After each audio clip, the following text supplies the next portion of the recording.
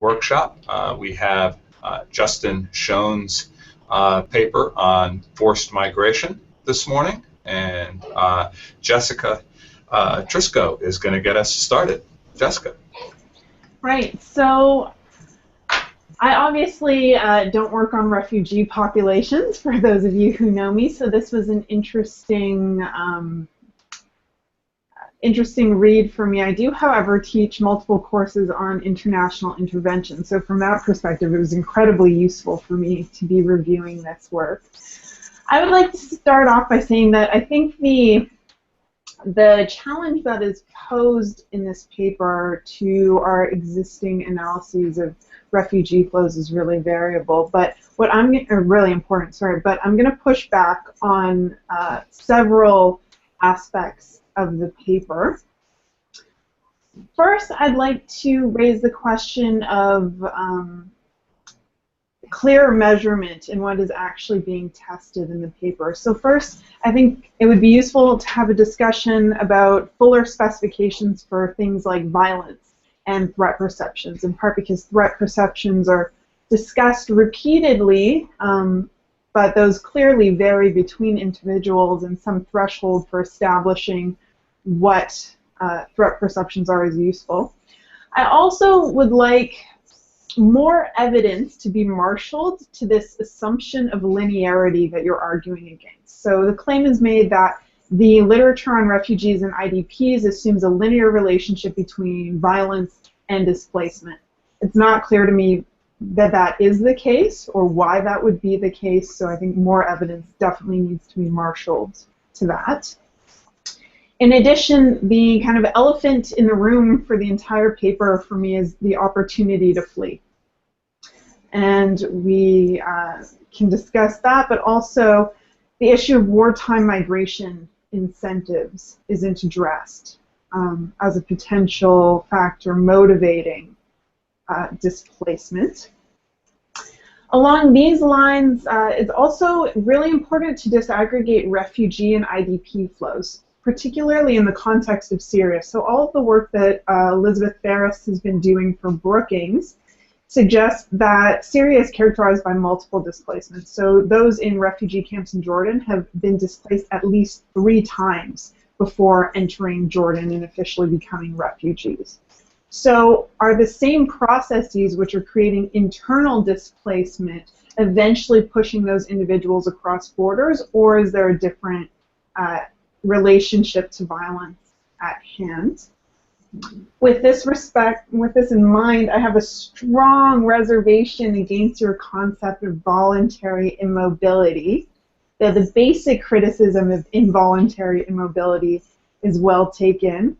I have both personal and general grounds for my reservation that I'm happy to expand on, but I think the question of opportunity, again, opportunity to flee, is key here. In that regard, your kind of upfront dismissal of claims regarding terrain is somewhat problematic in my belief. It needs to be expanded on, in particular because work that Theo McLaughlin has recently done on terrain and military desertion, as well as kind of historical narratives that have come out of the wars in the Balkans, suggest that things like forests and mountains really do matter for when and how people are able to flee. And this seems like something that can be really well integrated into the analyses that you're trying to present through a greater reliance on GIS. With regards to GIS, I think that the spatial dimension of your paper is really important, but what I would like to see with regard to the maps you present are not only roads, but checkpoints and refugees' hometowns, because those factors also get to the diffusion of conflict spatially. So work by Niels Wiedmann on Bosnia has dealt a lot with the geospatial diffusion of conflict throughout that terrain. And lastly, I would like some more details on your cases and your interview data. So I would make the argument that your cases are in fact not comparable We have international intervention in the Somali and CAR case. We do not have international intervention in the Syrian case. This suggests that different dynamics related to violence are likely to be at play. It also adds the role of third parties in facilitating individuals' escape from the violence, as you suggest in your policy prescriptions. But in particular, I'd like a lot more information on your interview data. So you have 35 interviews. It's not clear from how it's presented who conducted them, whether they were conducted through an interpreter. I'd like some kind of qualitative analysis of the transcripts that shows commonalities between your 35 interviewees. But more generally, information on their hometowns, the dates they fled, when they arrived in Syria, what their occupation before fleeing was. And I think it's also important that the fact that they're in refugee camps in Amman and not in Turkey or Lebanon suggests that there is a geographic dimension at play in terms of the refugees that you were able to speak with that has not been sufficiently brought out in the paper. I would also just caution on generalizing from 35 interviews to the entire Syrian refugee experience. I don't think that's your intent by any means, but in the way certain things are phrased, it's argued that these are representative when I think that it would be very difficult to establish that these were in fact a representative sample, in part because of the geographic dimension that I just mentioned. And the last thing that I will say is that the policy implications. I think that, you know, reading more of the policy literature coming out of Brookings and other institutions suggests that many are well aware of some of these issues. Specifically with the third point about armed protection for IDPs and refugees, that was tried in Bosnia and Rwanda. It didn't work out so well, so perhaps your analysis could say more about why these approaches failed in the past and what could be done to improve them for the future. Justin. Okay, so first I want to say thank you very much to everybody for reading this and for the comments. These are already some great comments for me. I'm going to touch on as much of this as I can. If I leave something out that you wanted me to talk more about, please feel free to let me know. So I think that the place here that I want to start is the issue that you brought up with the opportunity to flee. And so here there's an issue where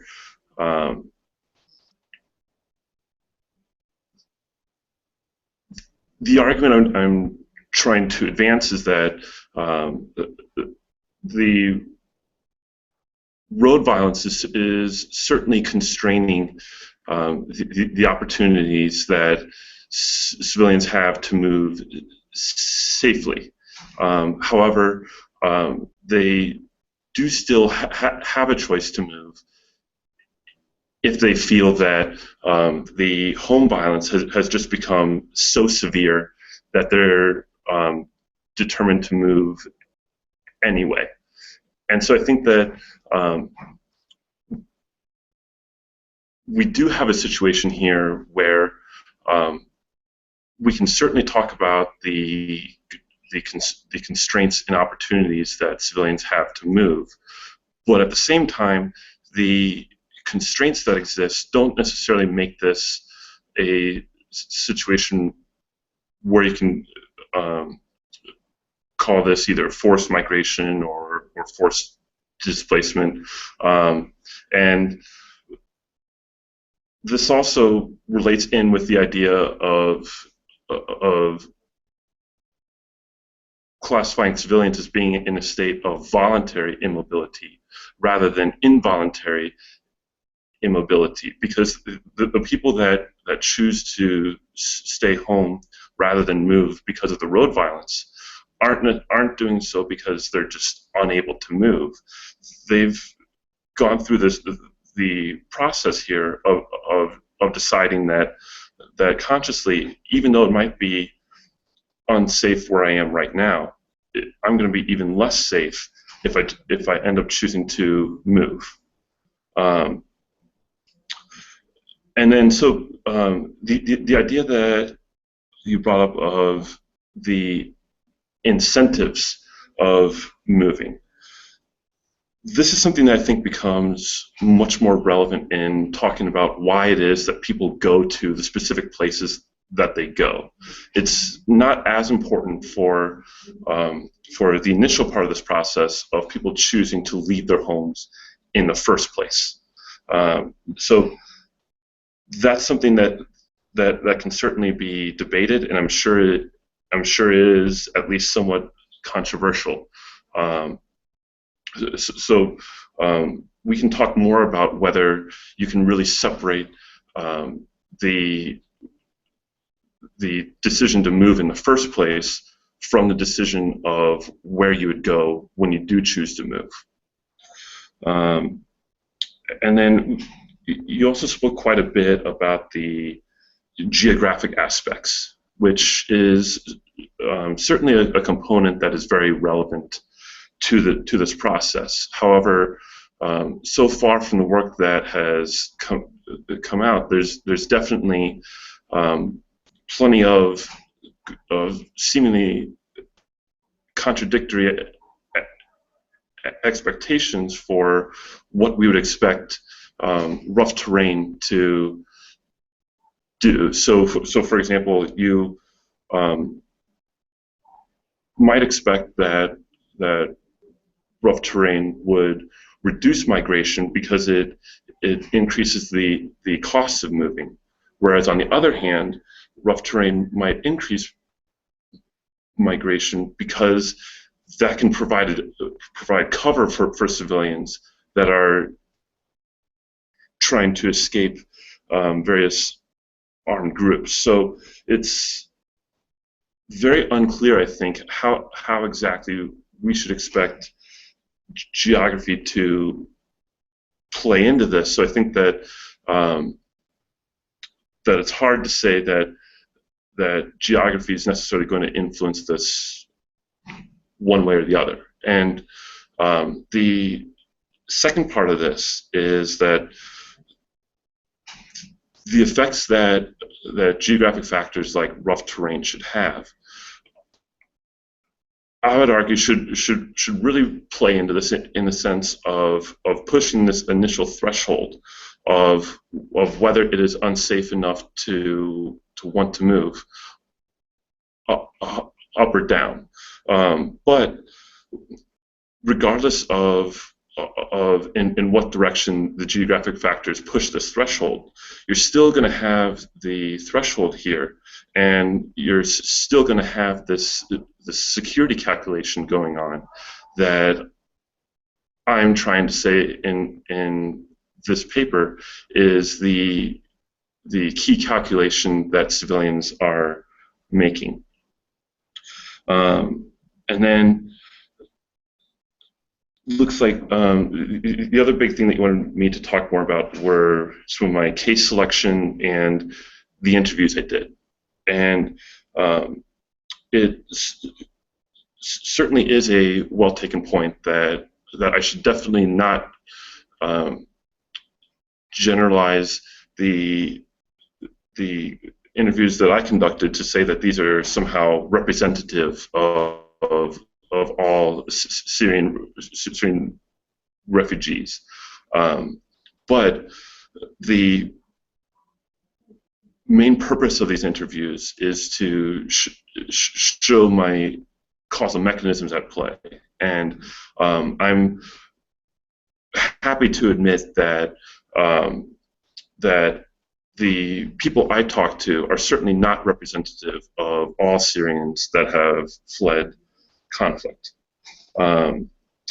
As far as the comparability of cases,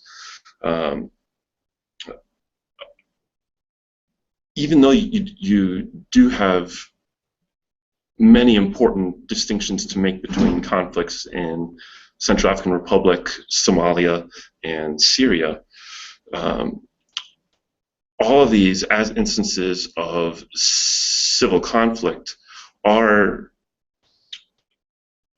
cases that I would argue that my argument should be applicable for.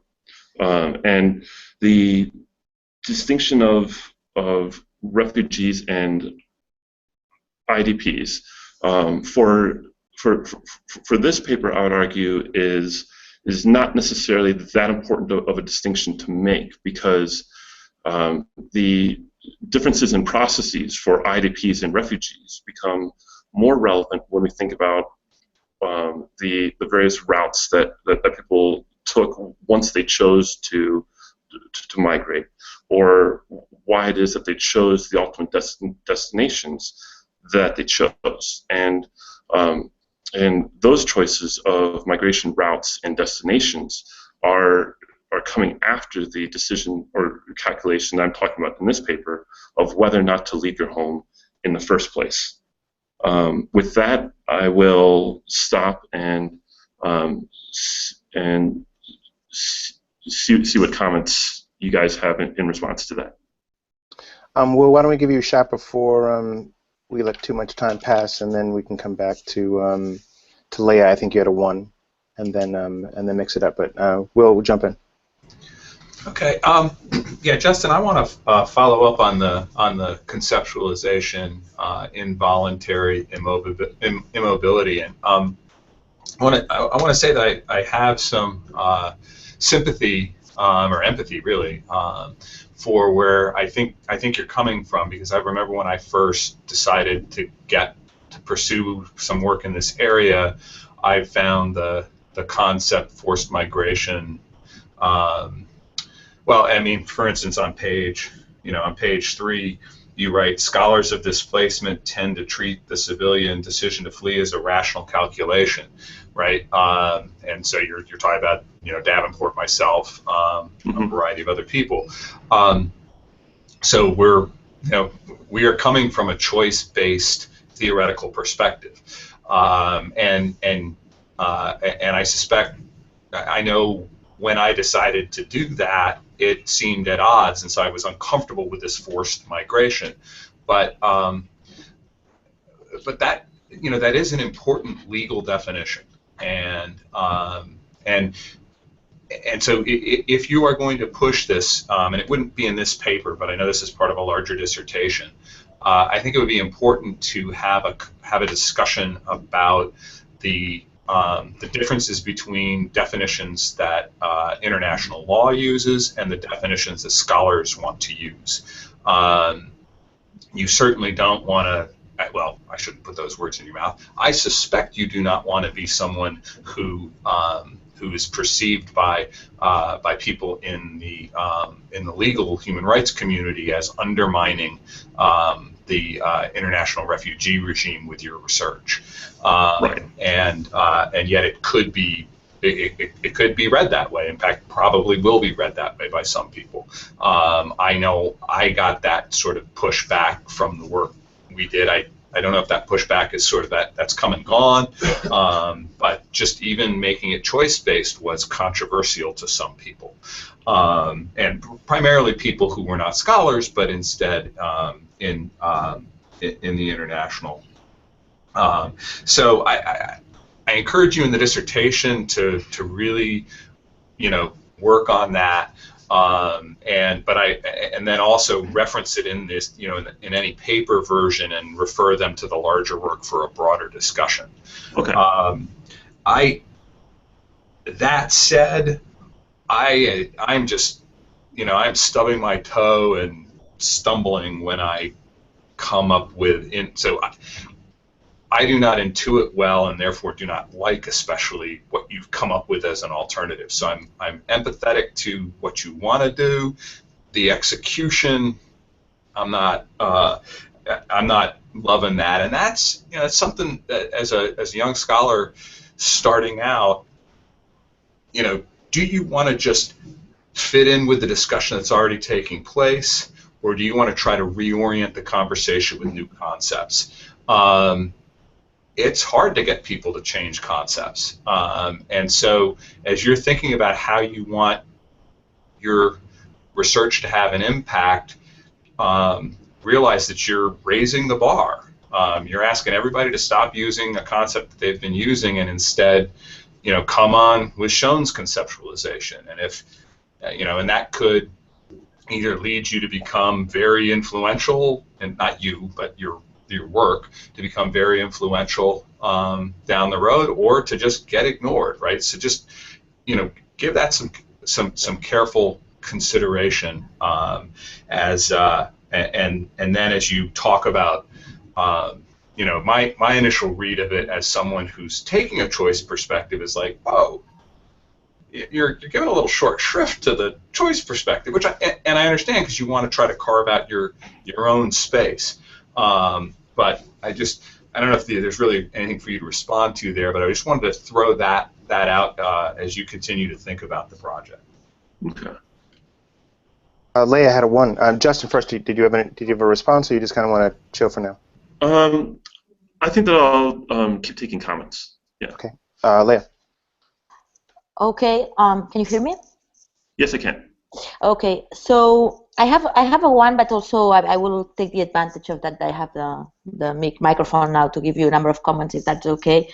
The one is kind of piggyback on Jessica's point on whether these are comparable cases, and I think that, I don't think that this is a big problem for you, but maybe you want to emphasize that you're using the Syria case for theory building purposes, right? So in a way, I'm going back to what you say, right? That basically these interviews are not representative, and they're basically an instrument for you to get a sense of the causal mechanisms. And I think that you might want to emphasize in the paper, look, this is not an empirical test, the Syria case. This is like a case that I'm using for theory building purposes. I'm getting all this nuanced information on why people are living and their security calculations, and this allows me to then have a number of observable implications that I'm going to be using and I'm going to be testing in the case of Somalia. So I think that could be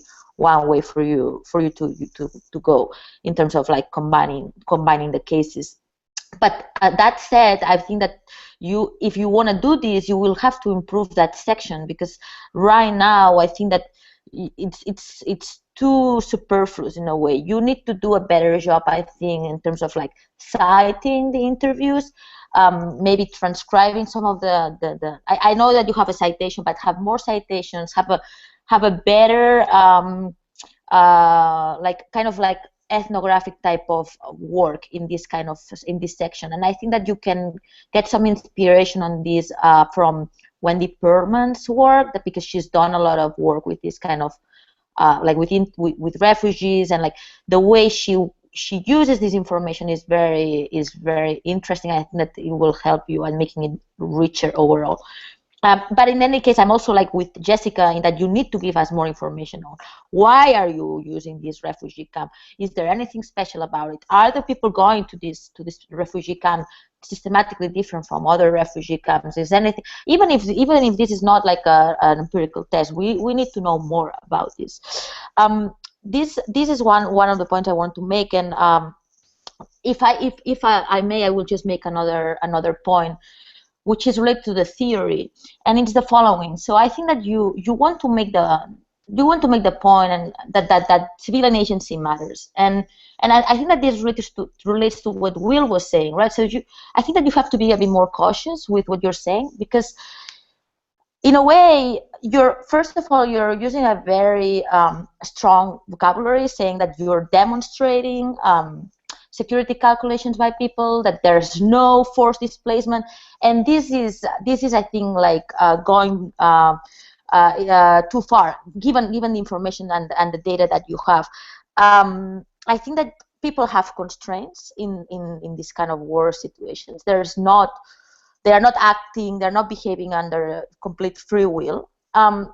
And also, it seems that you're assuming that displacement is never forced, and there are situations in which displacement is forced. So I think that you just need to be a bit more cautious on this, and also like emphasize that what you're trying to say is that individuals are not like responding automatically to this input, which is violence, right? You're trying to say there is some degree of agency that they have, but you need to be more cautious. You need to make this also more you need to make it more substantive in the theoretical section, and I think that you can get some inspiration on both Will and Chris' work on this displacement of ships, and also some recent work by Ana Arjona, for instance, and on Colombia, Olivier Kaplan, also talking about civilian agency. Avi Steele also using the case of Colombia. There is some work out there talking about civilian agency that you can definitely use to make your theory richer. And I will finish here. Before moving to Thorin and Amy, I had a quick one finger, which was related. I felt there was a somewhat kind of there was a shift of sorts, right? So you give me a bunch of stuff about the empirical or the theoretical setup for me is individuals are sitting at home and they're evaluating information. Now, how that information gets to them is kind of like we're not quite sure, but still they're kind of sitting there. And I see you didn't want to take the kind of choice orientation, but I felt like there was a jump, right? So because your interviews are group oriented, not individual oriented, and thus I felt that like something was missed in the sense that it's not just individuals all alone evaluating information and then making a decision.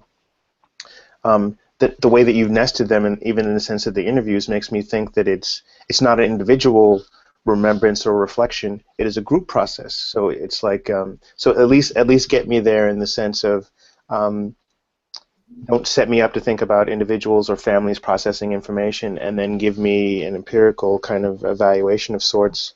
I think everyone's kind of characterizations of wanting more and all of that, but I felt like it was kind of jarring to let me know that it was kind of a group setting. It was a very kind of different situation than the theoretical setup was about how the processes and information was being taken in. If the information is being taken in a group, that's a very different kind of dynamic. If decision making is being done in a group, then your interviews and stuff make much more sense. But be very attuned to individual versus group level processes of taking in information and deliberation and remembering and then deciding.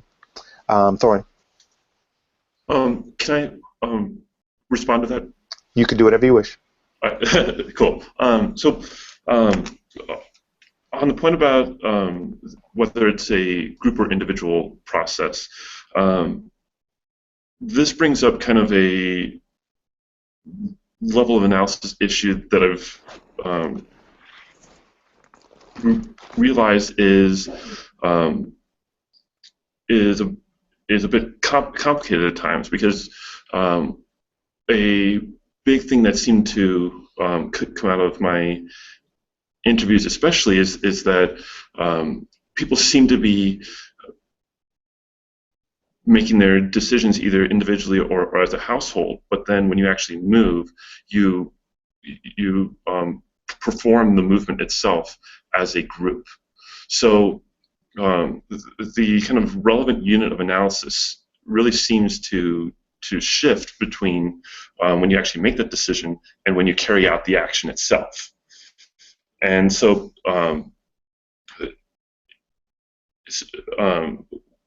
what I'm hoping to convey here, and I probably haven't made that clear enough yet, is that for the first stage of this process that I'm interested in here of just making that decision to move.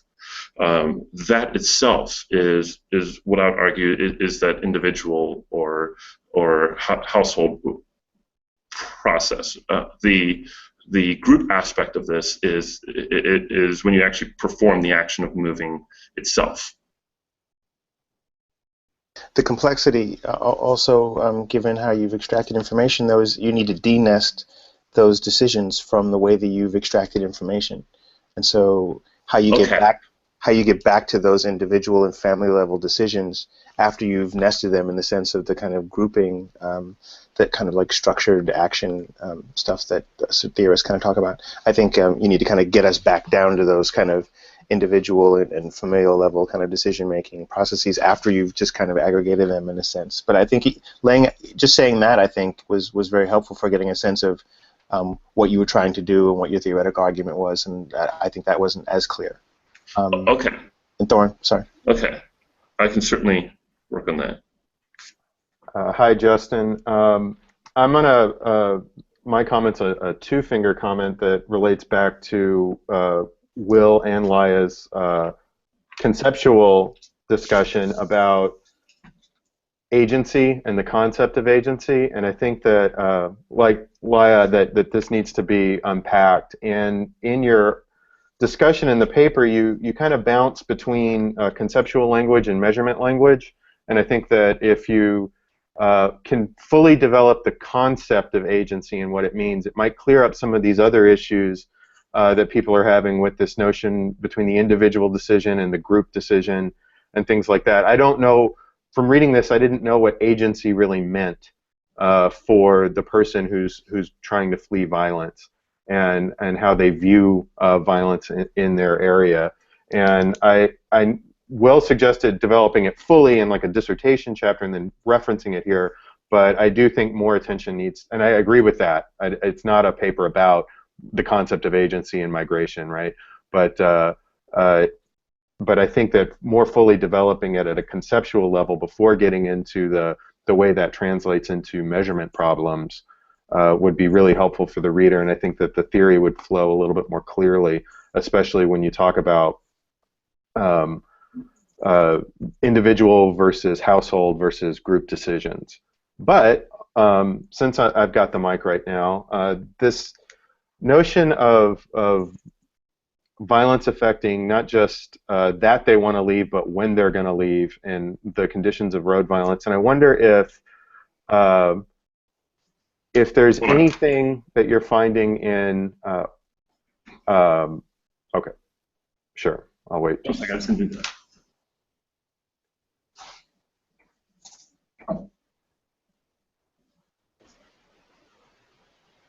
That's interesting. I was wondering if you have any information on the size of the group that's willing to leave and the relationship between when people want to leave and the size of the group that's trying to leave at that time. And I wonder if there is some kind of relationship between how big the group is and their perception of how secure the road can be because of that. Okay. And yeah, that's it for now. I'll come back probably with other comments later. Cool. So the point about more completely developing this concept of agency that I have is definitely a great suggestion, and I do think that this is something that that I'd rather not spend too much time doing within this particular paper, but I do like the idea of developing that more within my dissertation itself. As for the idea of the size of the group that is leaving, the number that seemed to come up quite often was that the trucks that the people were all kind of cramming into would tend to carry about 50 to 100 people, depending on the kind of size of the truck. And so that would of course mean that you've got a group of several different families all coming together for the actual movement. And on that note also, there were several respondents I talked to that would bring up this idea that I actually wanted to leave at time X, but I had to wait a couple days, a couple weeks, or perhaps more for a kind of critical mass of other people to travel with me that we could all finally leave. So that's a point that if you guys think that that would help strengthen the argument I'm making or the story I'm trying to tell, I would be happy to put in more discussion of that. Before going to Amy, just to clarify that, so then while there's individual and family level decisions, it's not until there is a certain combination that is reached that an actual movement will be made? Yes. Okay. That makes the interviews the way you did them a little bit more reasonable for me, but that does complicate the decision-making mechanism that you put forward in a different way. Amy. Hi, Justin. So I'm going to just make a little mention here with that, that's some other sort of correlation, right, that's going on. There's a conglomeration effect that you'd want to account for in some way in your empirics. I was originally going to tag on to Laia's comments about your Syria case.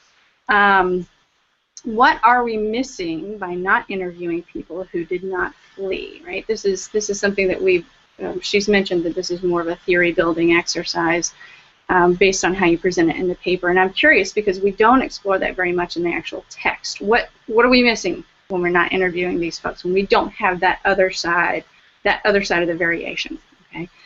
That's something I think worth exploring. I don't know if you'd have an opportunity to do interviews in another case where you could get access to people who chose not to move, but I think that's a really important part of the decision process.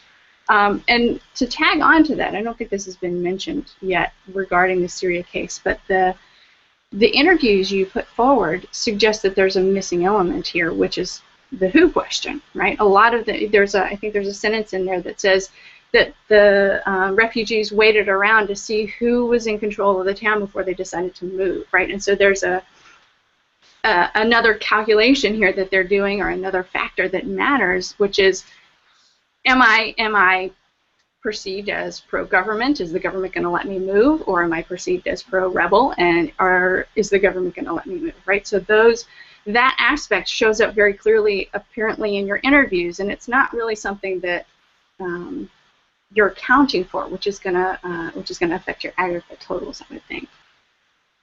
Okay.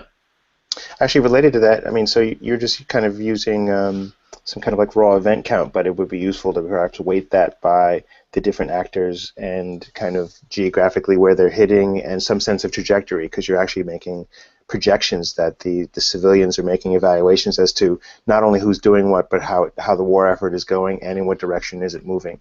And so those three elements, I think, would be useful. Jessica, you had something. As I unmute myself. Yeah, so I think attention to the wartime dynamics are particularly important. And I would relate that to Thorin's point about moving from theory to measurement. So you have this discussion of Respondent 29's really horrible circumstance where his village is surrounded, eventually his house is bombed, it's burned down, and yet you call this voluntary immobility, right? And in addressing the Somali data, you exclude IDPs based on fire, right? So it's really unclear to me where the boundaries of these concepts lie when we nest them in actual lived experiences.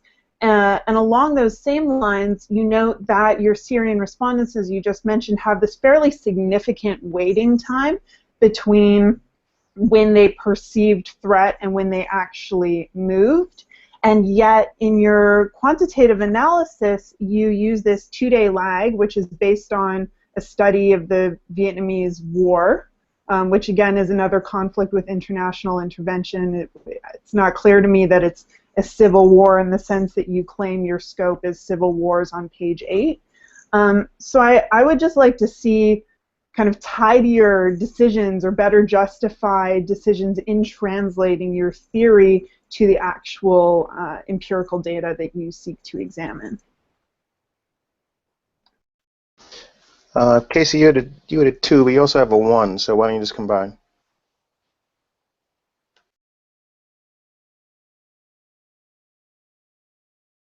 First unmute, Kate. Yeah, sorry, I'm navigating Will's left-handed mouse. Okay, so yeah, I had kind of a point, as you were saying, with this 2-day lag that I had problems with. And honestly, after thinking more about it, as awesome as it is and great as it is that you have this data at kind of the daily level, there's so many kind of issues with it that I think it might be more profitable to go back to, like, just scale it up to the week, right? So, for example, like at some point it says you aggregate the week and then divide by 7 to get the daily totals at some point.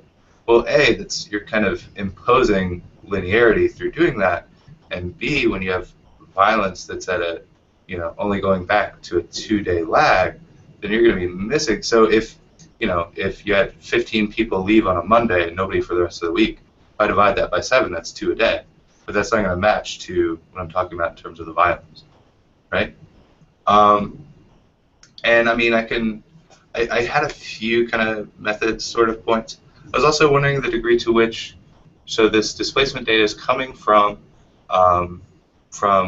aid workers that are basically counting when people arrive, or like when you arrive, we ask you, where you came from, this, that, and the other thing.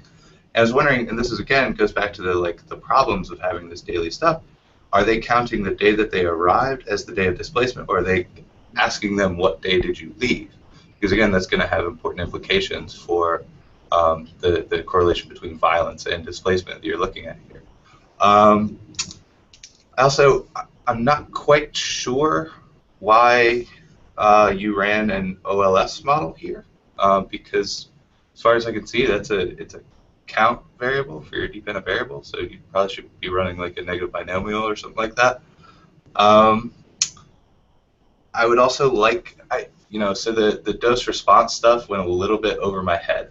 I would have liked some more explanation on exactly what's going on there and what I should be looking for in terms of, what the upshot of it is. I got a couple more, but I can let you respond to that if you like. Yeah, sure. So, so the first part of this, so the count model instead of OLS, I can certainly show that instead. I do remember that I got pretty much the exact same results with the count model as the OLS, so I can just switch that out. So then the displacement data itself does record when people both left and when they arrived at whatever destination that they went to. And so the part of that I took was the date that the person left. Let's see. So then the point about the lag length and whether this should be daily or weekly or some other level of aggregation. So this is something that I've kind of gone back and forth with myself over time, because on the one hand, there does seem to be this element that that the actual decisions that people make get made very, very quickly. But as we've kind of talked about before, the kind of final movement that the person has can be delayed for a longer period of time. And so so here having the daily data and using the 2-day lag is my way of trying to focus in on the actual decision itself, because I really want to avoid conflating the decision with the dynamics of the action of movement. And as far as kind of some of the rationale for the dose response models. The idea with those is that I wanted a way to. Sorry, just like I assume you did those correctly. It was just over my head. I'm just saying, just as a writing sort of thing. Like I need more explanation as to like what when you're writing it, just give me a little bit more in the methods part of just like here's what's going on, here's what's important, here's what this model's doing, and here's what you need to look for within these figures, sort of thing. Yeah, that was really just my only point on that. A couple other things, but I don't want to like dominate anything. We'll come back to you. Okay, cool. Thorin, you had something. Hi, yeah, I think my point might be a one-finger point now. But it's back to this notion of who is in control in a particular area and who's perpetuating the violence and how the potentially displaced view the conflict and view violence, which is that if you're a potentially displaced person and you view more favorably to the rebels and the rebels are in control or vice versa, and you observe violence, could you also observe that as increasing security because that side is gaining an advantage, right? And if that's the case, then a generic amount of violence may not necessarily make you feel less secure if you think that the side that's going to protect you is winning. And it's this notion, it's related to checkpoints and how those are treated or thought of, which is that if you're pro-government and you see a checkpoint, you might feel more secure because of that. And I don't know how that would fit into the story as well, but I think that these comments about what's going on in terms of the violent actors and their dynamics on the ground is probably playing a bigger story than just violence means moving, or violence means threat to the individuals being displaced. My friendly amendment to Thorin's point was kind of drilling down slightly on the same kind of point. You kind of finesse the thing that people are responding to. So either you're responding to actual behavior, you could be responding to rumors of behavior, or you're kind of like it's perception, right? So all of these different sources of information and signals are kind of like ignored in a sense. It's like there is a conflict that's going on out there. ACLID gets us some rough sense of what that is, and then you have people that are making decisions upon it, but we're not talking about whether or not it's the actual behavior or it's rumors of things. And so we know that rumors matters a great deal. There's really no information component to this, right? Which is kind of like, okay, how is the information from these ACLID events getting to the people? And in line with kind of Thorin's argument, part of this might be your connectedness to the different actors, right? I mean, there might be a general violence leads to, but there's this other thing where your people seem a little bit more sophisticated than that, and thus exactly, I mean, insert your families and these communities in like Stathis' zones, for example, right? So like what zone you're in and which way it's moving would influence your conception of security and threat. And so I want to buy the signaling story, I want to buy the information story, but then you kind of take back some of the sophistication on the read and also what people are looking for from their environment. And so I think you've led me to now think that that the people a little bit more sophisticated and nuanced in what they're looking for, and then the kind of coarse way that ACLID gets us there, I'm not quite buying as much because I'm expecting a little bit more sophisticated read from the information. But maybe that's not available, or maybe people are much more coarse. There's bloodshed, let's run.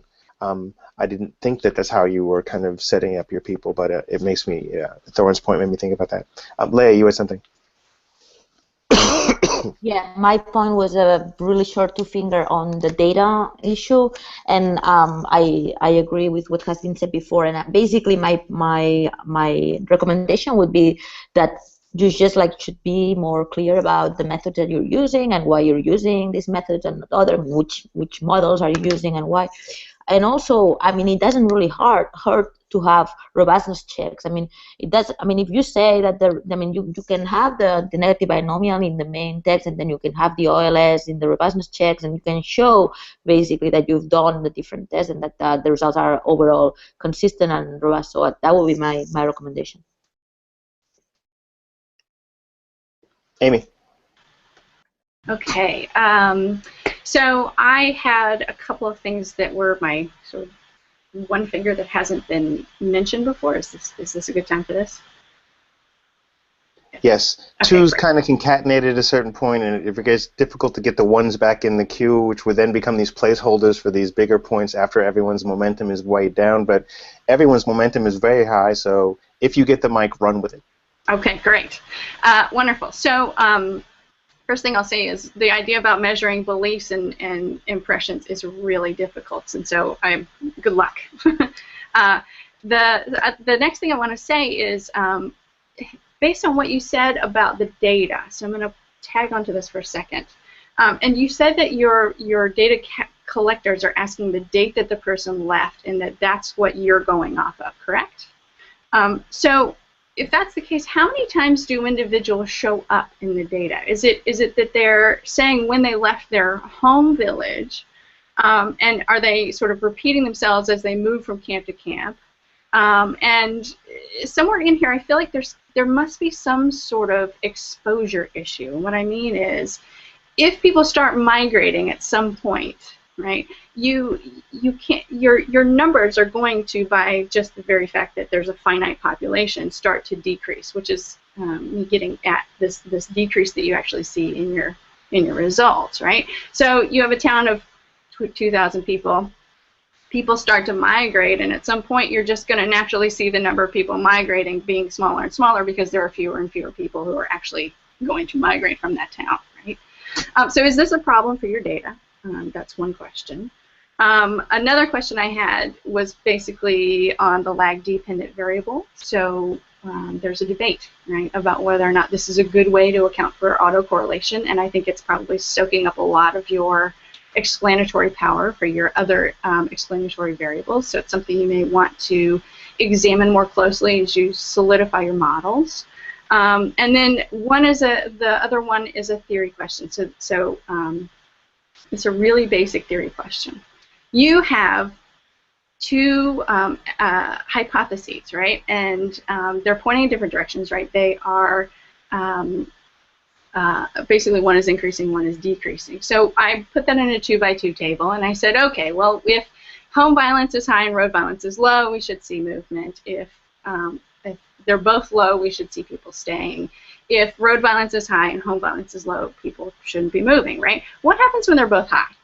And you talk about an interaction effect, but I don't get a sense of what you actually expect to happen. Is it just indeterminate, and in which case other things are going to matter more? Give me a little theory and explanation about what you think is going on in those cases, because I would suspect that if a lot of times home violence is high and road violence is high. So what do you do in those situations? All right, so a couple of things there that will be, I think, helpful for me to respond to. So the first thing was that this idea of how the numbers should naturally decrease. That's something that for part of the time period that I'm looking at, that certainly will be a factor, because at the end of 2006, you had approximately 1.2 million people in Mogadishu. At the end of 2008, you had about 400,000. So 2/3 of the city had cleared out. So there's some of that. However, you do have some influences that kind of work against that, because while on the one hand you have plenty of people that are fleeing from Mogadishu, a common destination for people to flee to. So for example, during 2011, you had several 100,000 people going to Mogadishu from other places. So the idea here that the flows should naturally decrease over time, I think, is not, so could be a problem, but I don't think it's quite as severe of a problem as that. And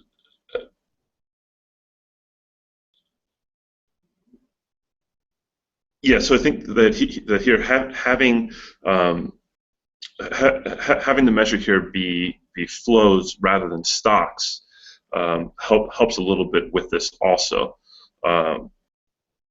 And the point that you made about the lag dependent variable, this is probably also a case where I should show you both the models that I ran with and without the lag dependent variables, because those looked exactly the same too.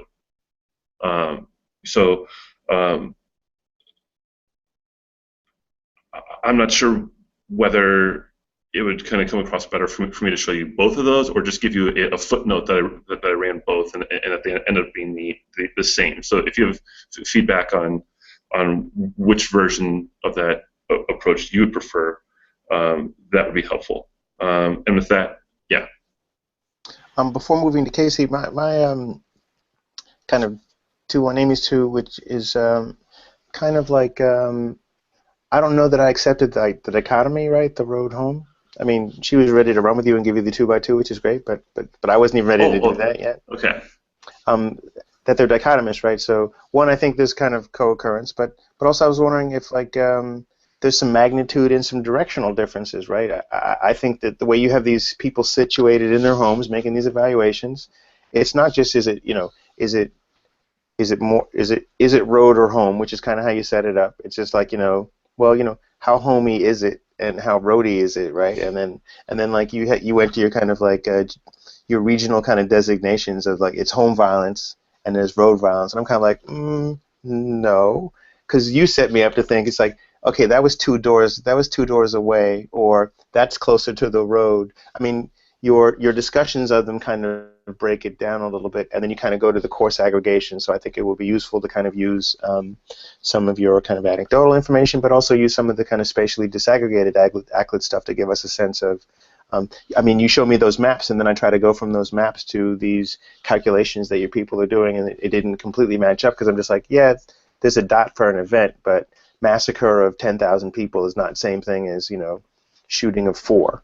And then that kind of got conflated because I was kind of like, okay, well, give me a little bit more on the events. And so I'm kind of like, I think that the narrative is imbalanced enough that I'm expecting a little bit more sophisticated evaluation, and then the coarseness of which you kind of give some of the information turned me away a little bit. Casey, you had something?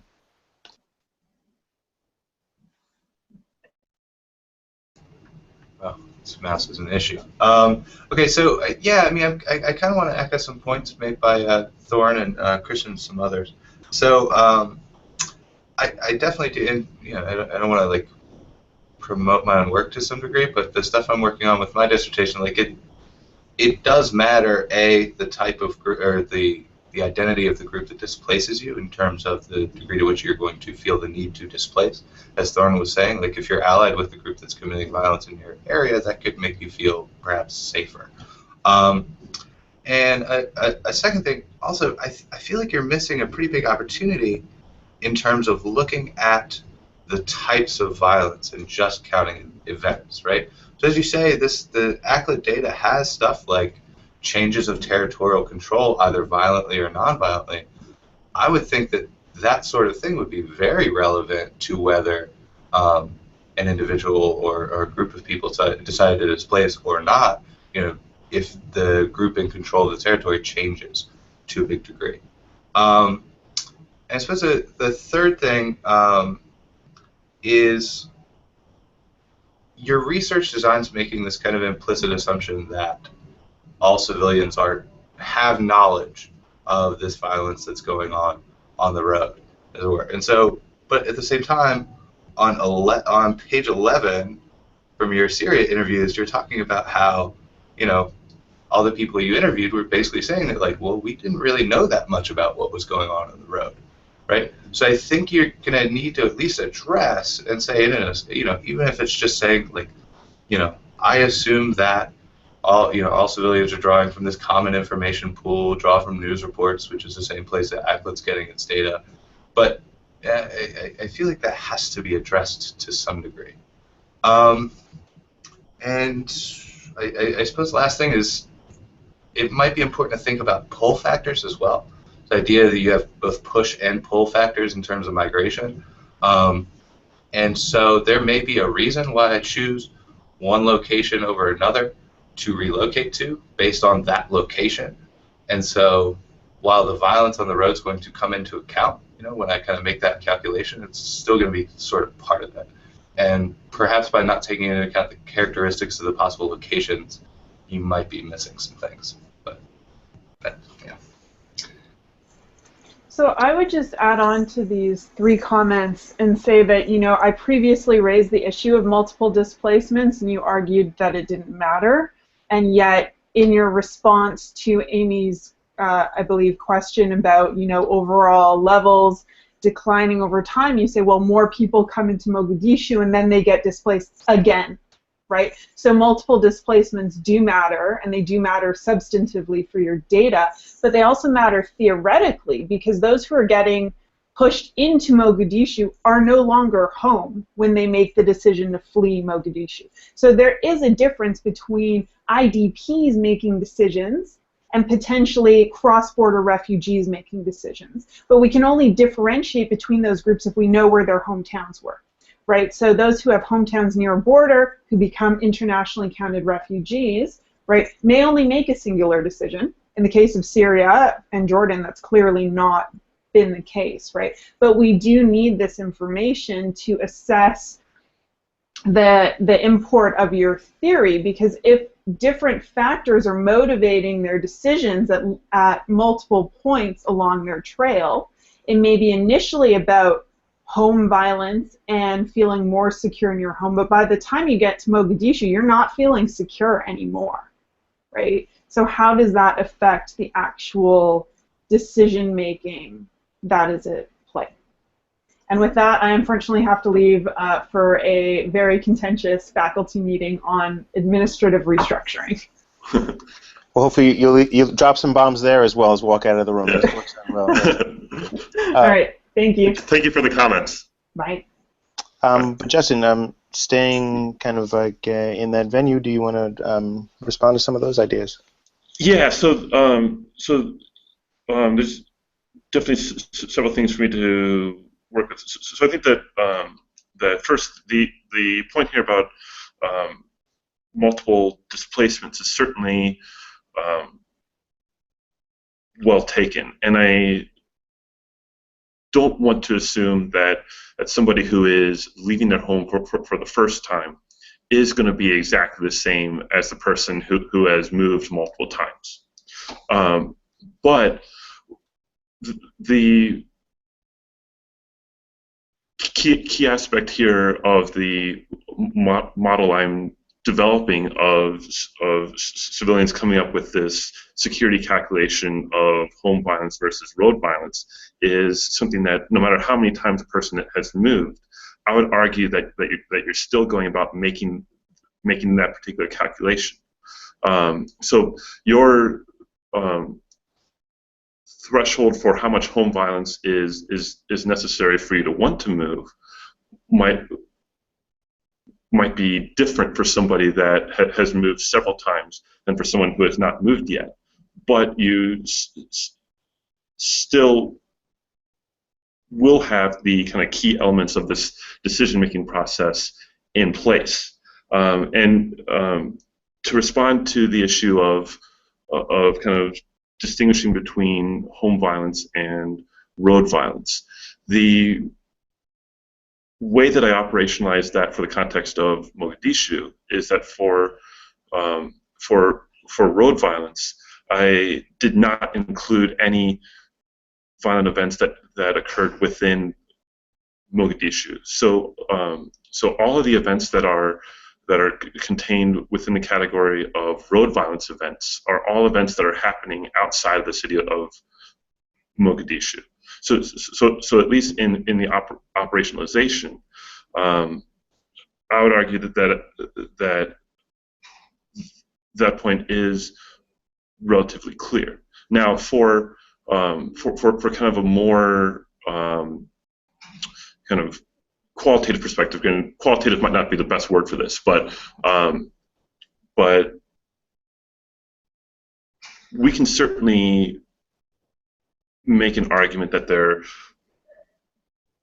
might be somewhat of a continuum at play between a violent event that happens 500 feet from your house versus 1 kilometer from your house versus on the road 20 kilometers from your house, and that there's kind of varying degrees of homeness or roadness that is at play here. However, I think that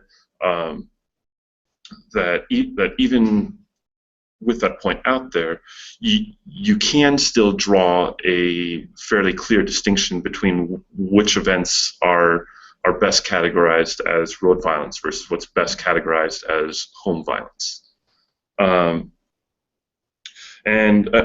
So I realized also that I did not answer the very good point that was brought up of how I would think about this kind of 2x2 of home violence and road violence. And I think that the way that I would respond to that is that rather than necessarily thinking of this as a 2x2 kind of situation, it's really always a comparison between home violence and road violence. So regardless of whether you've got high home violence, high road violence, or low home violence, low road violence, the important consideration for the security calculation is whether you have more road violence than home violence or more home violence than road violence.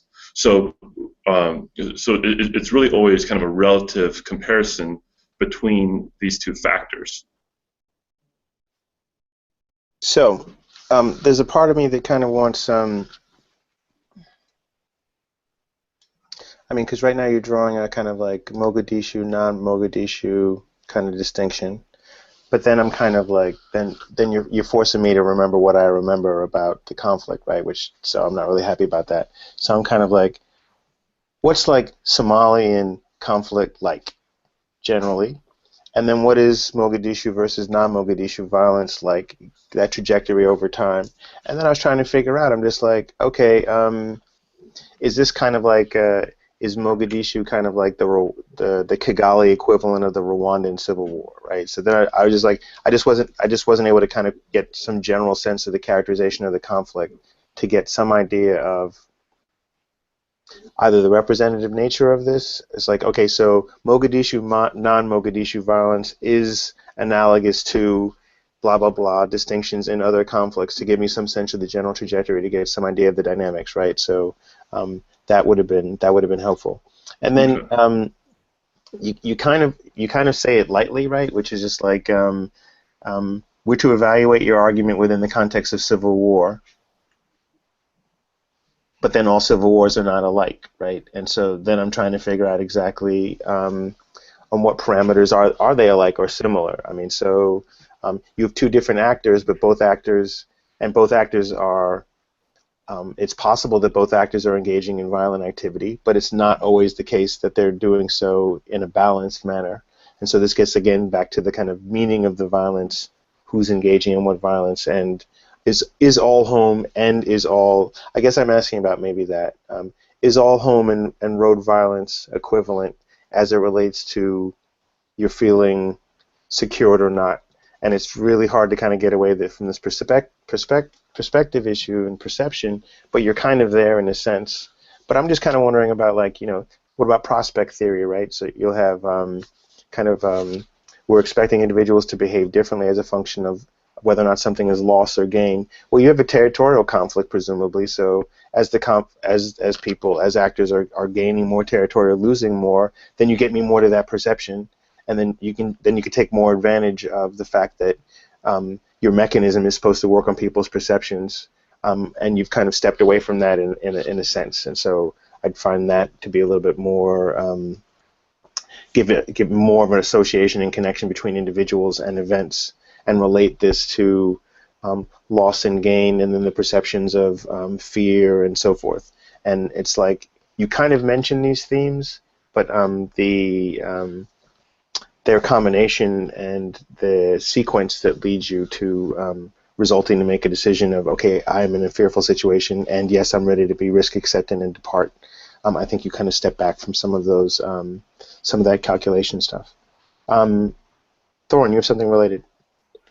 Yeah, it actually relates very well to what you just said about the equivalence of home and road violence, and I think that a lot of the confusion we're having about this, about how road violence actually affects decisions, might be alleviated by, in revising the paper, really developing the concept of the road and what it means for people, and where. And I don't think you can get away from this point that a lot of us have been making about where they're seeking to go eventually from that road, and the distinction between internal displacement and refugees. Because if the goal is ultimately to get out of the country, and the prospect of getting out of the country is a safer one than staying in the country, then people might be willing to risk more violence on the road in order to get to that if they've been displaced multiple times. And so I think that this developing the concept of what the road means at any given point in time, and where that road is going, I think would really help before you get to the measurement stuff and actually the analysis. Just thinking through the decision making itself, because I don't think it's as simple as home versus road. It's home or local violence versus road violence, and where that road is going. Yeah, Thorin, I didn't mean to riff off your thing saying on the road again and again, but I definitely liked that analogy. And if you think about it with regards to kind of like academics, right? It's like the minute one has moved, right, then all these other institutions are like, oh, they moved, and it's presumed the decision calculus is now different. They've now revealed themselves to now be more than willing to be on that road, and once they're a little bit more facile and more willing to take in information and to move again potentially. Amy. I'm actually really interested in this idea about capturing the uncertainty that surrounds what's out there on the road. So you mentioned that it's a comparison always of is home or road worse, right? And my thinking is you're pretty certain about how bad home is, right? You can observe that with your own eyes, but the road is, it could be anything, right? It could be I know a lot about the road because I have information, or I know nothing about the road, but I'm willing to take that risk because home is so bad. And so I think a little bit more theory development in that direction of, home has to be really, really bad before you're going to go for the gamble, right? And the gamble being the road, because there's inherent uncertainty with being on the road. So I would think about that a bit more. I wanted to also say something about this question about comparability, right? And I think it has a lot to do with the claims that you're making in the paper, just the more general claims. And so I think for your actual analyses, it's not a problem, right? You're only talking about Mogadishu. So all of the terrain issues and comparability about the calculus, the conditions and civil war's controlled for, right? Because it's one case that you're pulling sort of microdata about, right? But it is going to matter when you're making the claims, right, that this is how all this works in civil war. So I think that a caveat to your claims might be useful, but I don't know that it necessarily derails what you're doing, right? I think an acknowledgement that this is going to be, it's going to move the calculus a little bit up or down, right, towards movement or not. But I'm not sure that it's fundamentally going to change the fact that a calculus is going on. Does that make sense?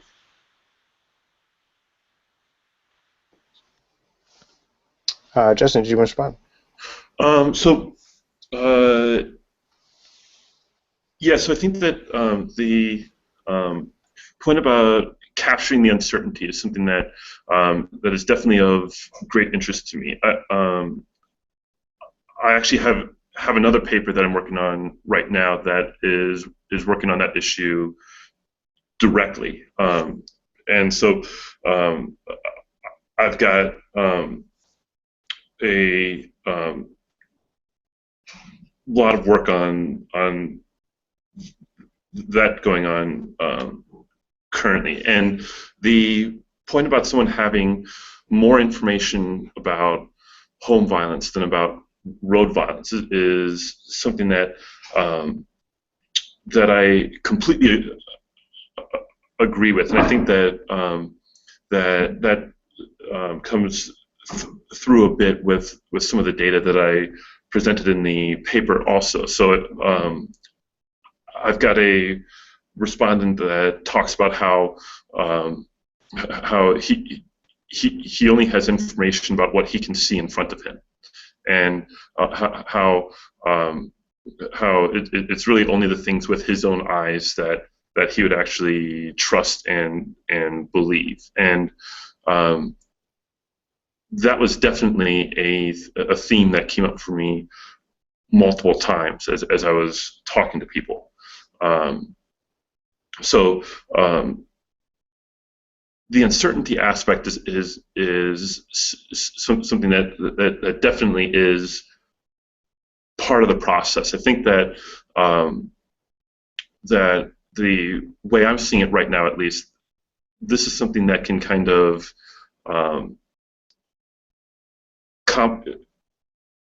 complicate the calculation for sure, but it will not change the reality that this calculation is taking place.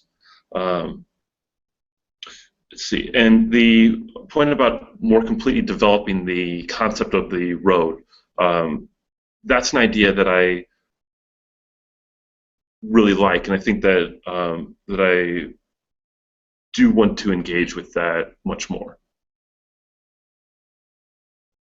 I was curious, where does Ackley get their information from again? So they've got multiple things that they go to. So okay, actually, kind of like this is leading there. I was wondering, do they have a source quality variable?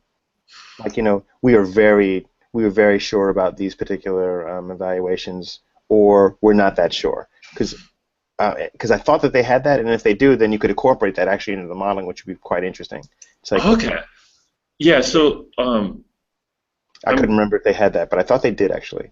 Yeah, I'm pretty sure they did. So I know that for the geographic coordinates, they have a variable for the level of certainty for locations.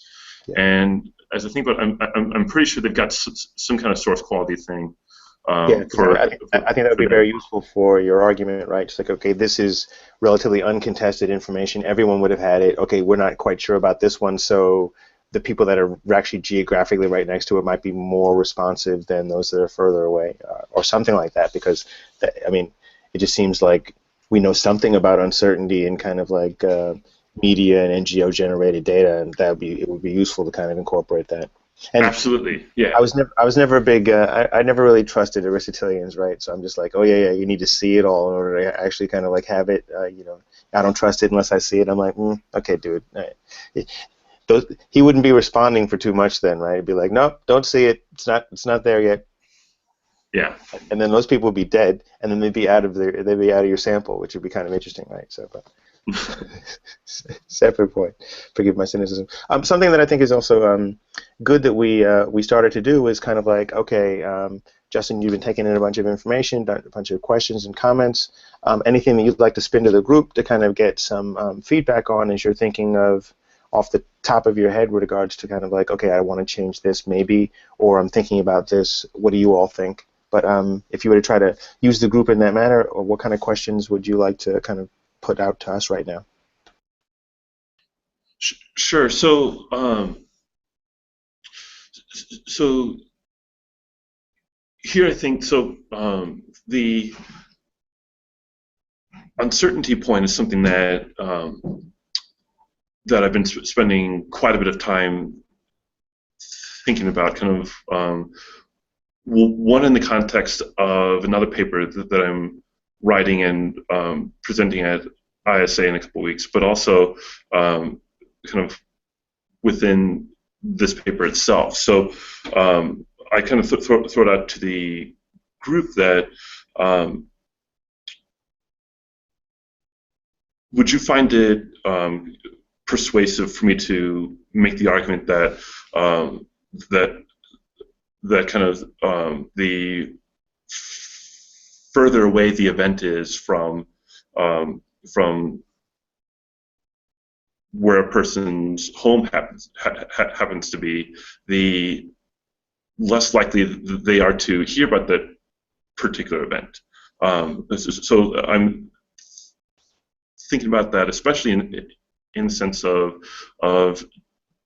trying to operationalize some of these uncertainty issues for a quantitative analysis and not just talking about it in a qualitative sense.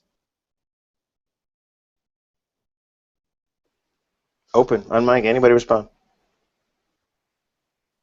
Yeah, I actually wonder about that. So it depends, I would think, on the sources of information that they have. So if the violence happens far away but is in a big city, they probably know about it. If it happens close by but is in a small community that doesn't have as much information access to their location, then maybe not. And I think that it's the same problem we have observing these conflicts in, by reading the New York Times, that if it happens in a major area or major city, major population area, we know about it, and we have less certainty about things that happen in rural areas. So I'm not actually sure if that helps at all. Actually, on your point though, I know it's kind of interesting, right? So what if you are in like small village or small hamlet, and yes, you might be clear on information that's hitting a kind of the big city, but you're not in a big city. You never think that you would go to one, and so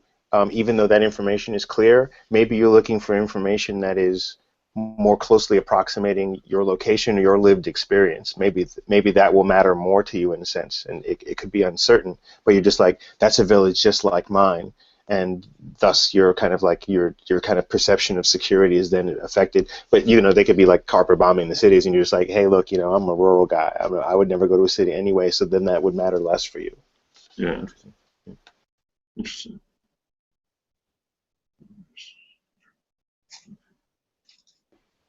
Amy?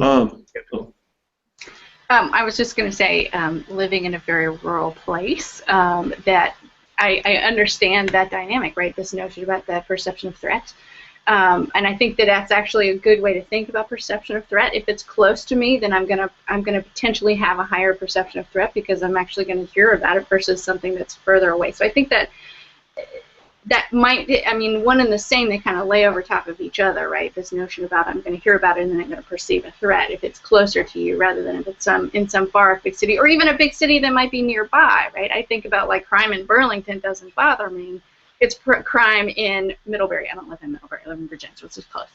That makes me nervous because I know that they're hitting rural areas rather than looking for the anonymity of a big city, right? So those kinds of things might play into it, I think, and also be a good way to have an alternative measure of uncertainty. Wouldn't it also be the scale of violence also be kind of part of that issue as well, right? Like, so not only where it happens, but also kind of how big that event is. But I don't know which of those kind of proposed solutions to this uncertainty idea, like the one that Christian was talking about, of this kind of the certainty of a report versus this kind of distance idea. But I think it's definitely something you have to deal with in one way or another, this idea, because as you're saying, like from your qualitative stuff, you have like plenty of evidence to show that like either people don't get this information about violence that's not occurring close to them, or they don't trust it. So to some degree, I think you're going to have to deal with this uncertainty issue in one way or another. I'm kind of agnostic as to which one of those two I would say is the best. So, Justin, another question? Yeah, so that's helpful. So we talked quite a bit about the case comparability issues. And as much as possible, I would like to try to make the argument that that my model can be applied to all instances of civil war. So if that's a claim that's not being convincing right now, what could I do to make that claim to generalizability more convincing? I know Leia's going to have something, but let me suggest initially that I don't believe that all civil wars are the same, and so I would just like some stuff on, like, give me the general characteristics of civil wars, right? So, like, long versus short, we think those run differently. Those that are geographically concentrated, those that are diffuse all over the country, we think those are different. And so I think there's just some basic kind of, by just saying that kind of blank, but without kind of identifying that heterogeneity, that kind of diminished my kind of like willingness to trust it.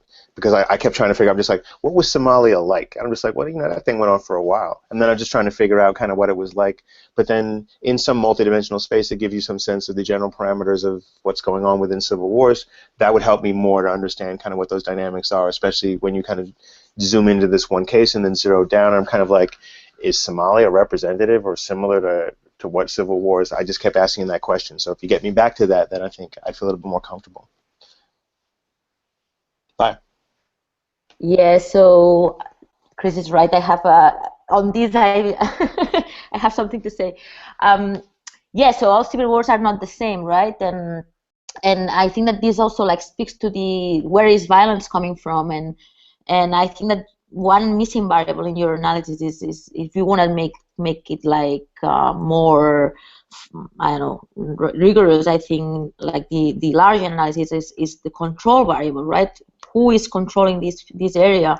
Which arm group is controlling this area? Because it's different, right? I mean, so who is perpetrating this violence and why? And so this will change a lot. I mean, this will have implications in different types of civil wars. And the distinction I have in mind usually is the distinction that Calibas and I have established, right, by different technologies of rebellion or warfare. But like in an irregular war, front lines are more fluid. Therefore, violence can be pushing displacement more easily, or can be like home violence in your case, right? Can be generating displacement more easily.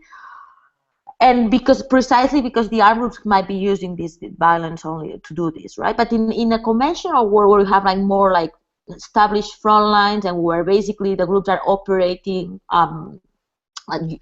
behind their front lines and basically only like being able to reach the other side through artillery or like what I call indirect violence. In this case, I'm not sure that violence should be leading to home violence should be leading to more to displacement, right? Why? Because I mean, there's not. I mean, it's not that the armed group that is controlling your territory is attacking you in this particular case. It's the armed group that is farther away. You might flee because you need to get some protection, but it's not that. So that's, for instance, in the case of the Spanish Civil War, you got a lot of people who left their homes during bombing period by the fascists. They were basically living to rural areas to protect themselves. And then after some weeks would go back to the city, which is just like a temporary type of displacement. So it's not even, I don't even know if this would be like considered refugees. These were, yeah, temporary refugees, right?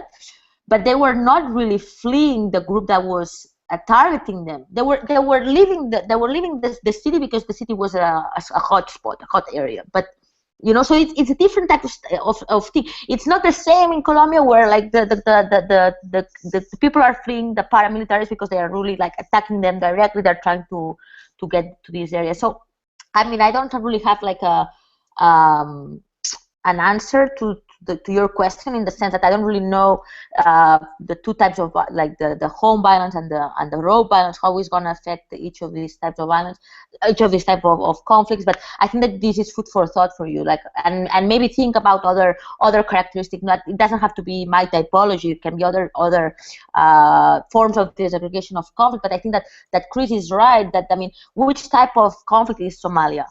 Who is using violence? Who is perpetrating violence? Right? With which purpose? I mean, we don't know much about what you in this by reading this paper. We should know more about this, and I think that only by getting at this you can get more generalizability. You have to establish the scope conditions of your theory clearly, and I don't think that you can make the point that this is going to travel everywhere. It's going to travel to a number of cases under a number of scope conditions. I always like the reasonable claim to kind of help bring things together. Casey, you had last one, understanding that it has to be a reasonable comment in line with Laia's generally kind of like conducive, pulling things together, but in a very kind of positive way. You had a two-finger, Casey, yes? Oh wow, that's a ton of pressure. Yeah, there's some pressure, but you know she set it up, so that's just kind of how it is. I apologize for that. I was really just going to go kind of at this issue of the different groups and different types of violence and how that matters. I was going to say, like, that's why I think it might be so important to break out this idea of violence, not just in terms of like violent events generally, but there's a big difference between exchange of territory and a big difference between like violence directly against civilians.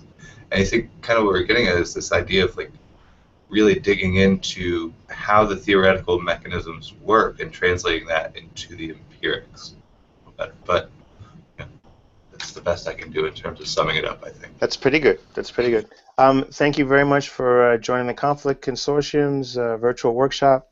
Tell any and all that you come across regarding the venue. This is exactly the type of things that we're trying to pull together, conversations to facilitate, and just this type of group as well. So thank you very much for joining, and signing off. Be well.